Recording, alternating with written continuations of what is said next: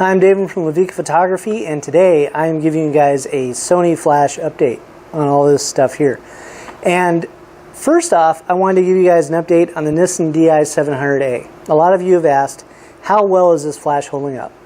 Well, so far so good. Nothing's broken on it. Everything still works. One thing I did notice is that if you're using batteries for long periods of time and they go weak, this has a tendency to lose connection with the head unit very easily.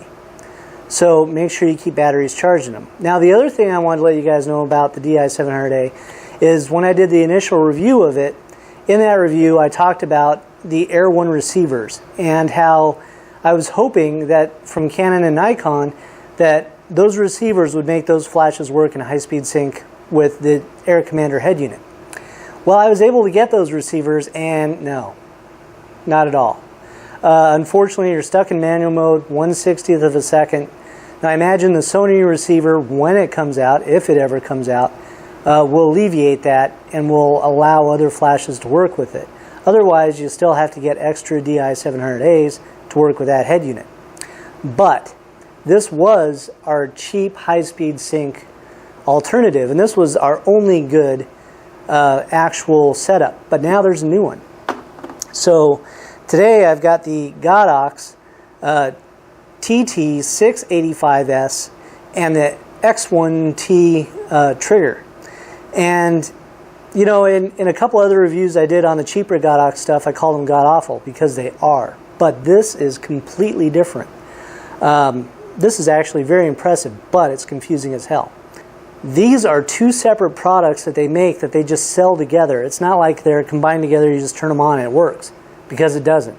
There is some configuration you have to do to get it going.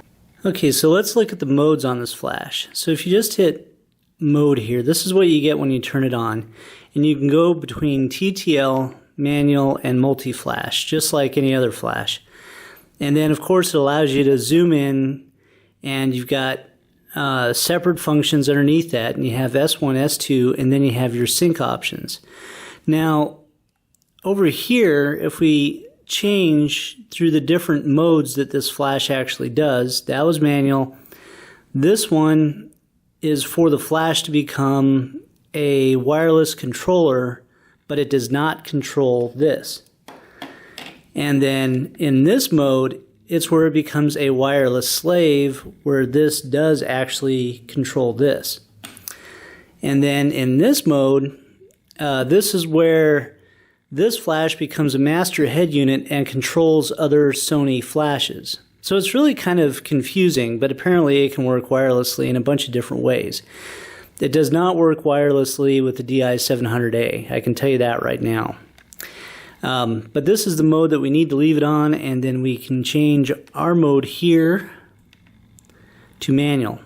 And then from here you can change the power, whatever you need to do. So it's very easy to use. It's just these different wireless modes can be very confusing. Not so bad though. Okay, so let's look at the flash in general. So obviously it's the usual multi-interface hot shoe.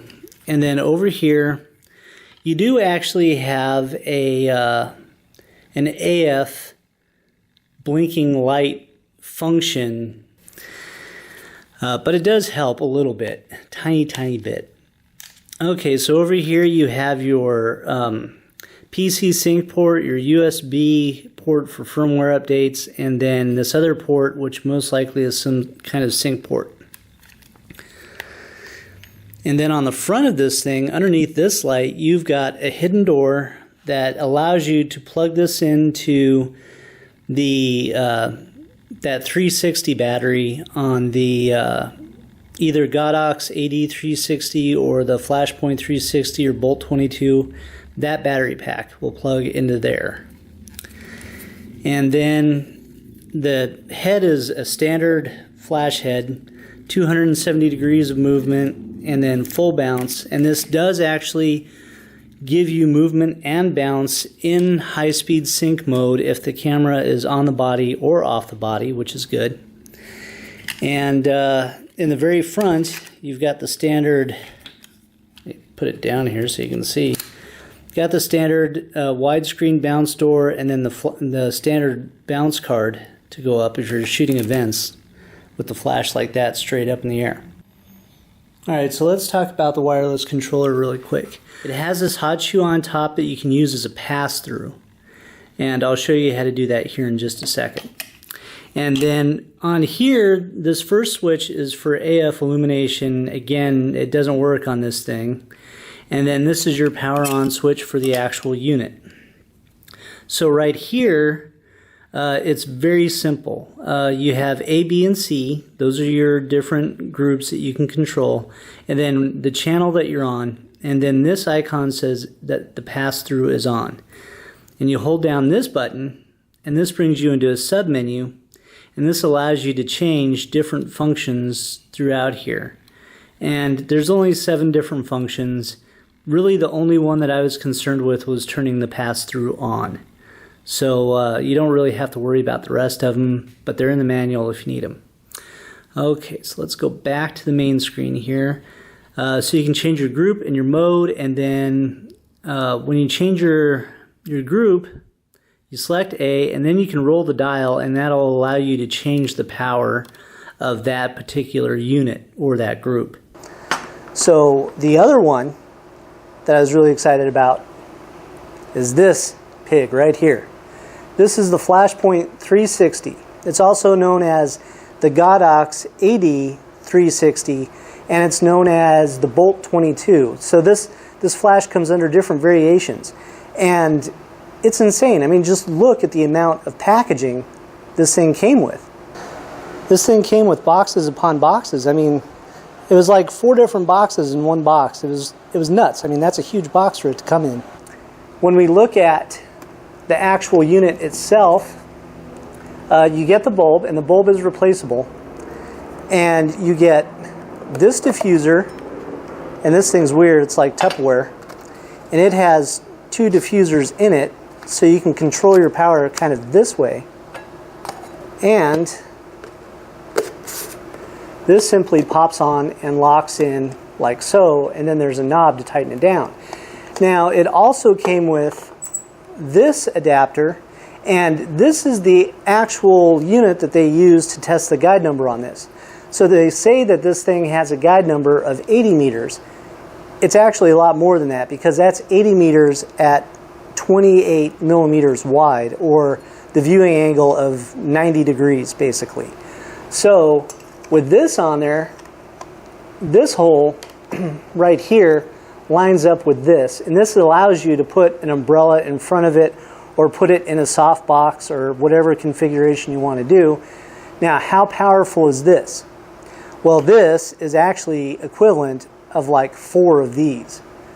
So the flash power is huge. Now, the cycling time on this at full power is also 5 seconds, but at quarter power it's 1 second, and quarter power on this equals this.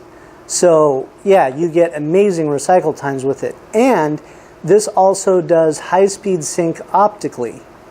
Now, testing it with the Godox setup, I did run into a few issues. So let me just go off here. I'm just going to tell you about this. I'm not actually going to show you because it's just going to take way too long and I've got too much to cover. The Youngnow 560 version 3, the setup that you see me do high-speed sync with, on the Sony a6000 or a6300 right here, if you put this on here and you want high-speed sync at 4,000th of a second, this will work at a 1-to-1 power ratio. It has to be on full power to do it, but on S1 this does fire. So does this at S1, also at 1-to-1. So the nice thing about this is at 1-to-1 these cycle the same when they have full power. So it actually turns out to work okay with this, trying to do high-speed sync.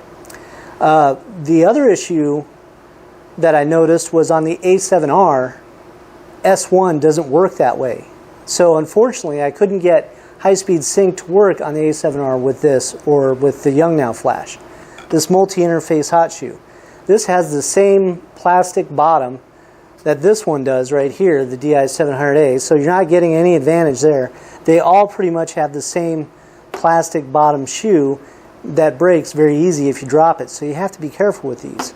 But this thing with its little wireless receiver on the Sony a6000 gets just about 250th of a second before you see any shaded edges.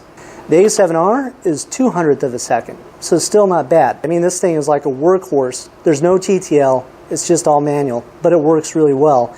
So I'm here with my good friend Adrian, and she's going to do a couple of different yoga poses for me to test out high-speed sync on the Godox 685 TTS, or whatever this thing is. So let's go ahead and give this a try and see what we get. Let's go other way. Yes, thank you.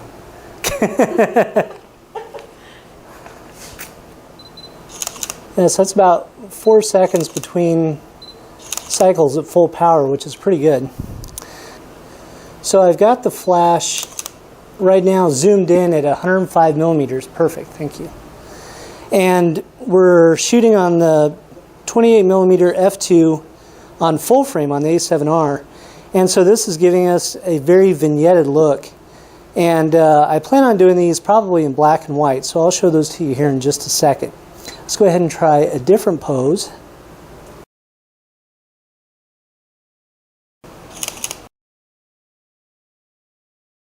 Let's switch over to the A6000 and see how that does.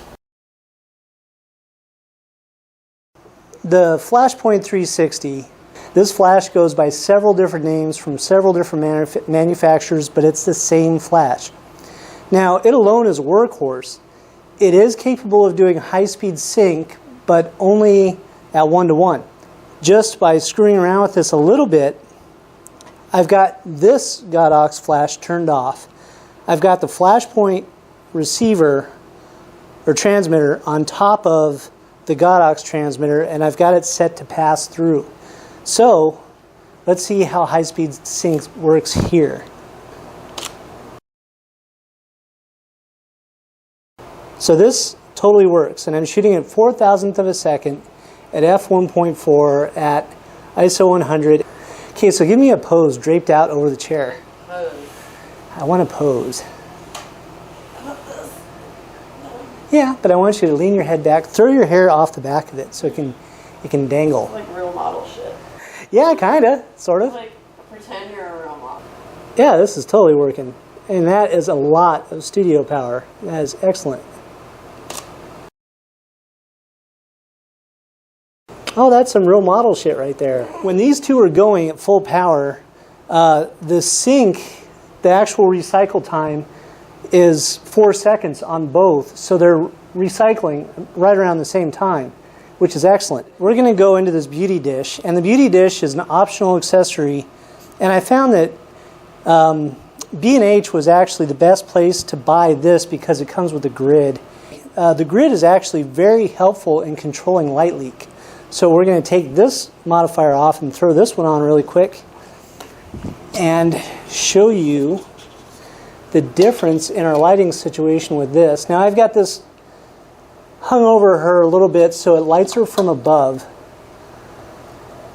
So I'm looking for deep shadows in her lower body and below her hair, but I want to keep her skin tone soft. I don't want it to get harsh, so that's why we're using 2. All right. The crazy thing about the beauty dish is the amount of noise that this light actually makes when it's firing. This thing that sounds like the old spittoon sounds up. Ding! Okay, now I'm going to switch over to the other. Do the same exact pose, same one. I just want to show the difference between these two modifiers really quick. Okay.